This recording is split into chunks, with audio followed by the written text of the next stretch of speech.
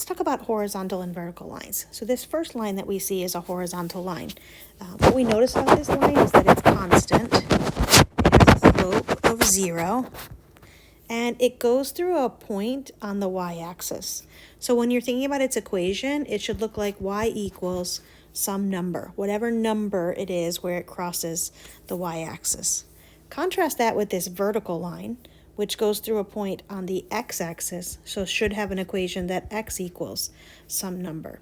So vertical lines, remember, they have an undefined slope, because when you try to use that slope formula, you divide by 0.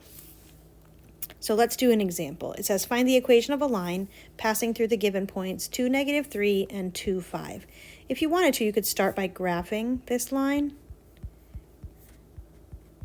And the 2 points we get are 2, -3, and 2, 5. And I can see that that line is vertical. So I see right away that this line is vertical. And I know that its equation should be x equals some number. The number I'm going to use is this x value here, 2. If I had just gone ahead and computed the slope, what would I have found? 5 minus -3, y2 minus y1, over 2 minus 2 gives me 8 over 0. That 0 in the denominator tells you that the slope is undefined, which means you get a vertical line, and then you just have to look that these two x values are the same. So that's going to be the equation of your vertical line.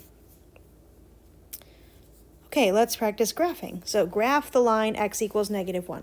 If you look back up at those properties, x equals -1 is a vertical line going through the x-axis at -1.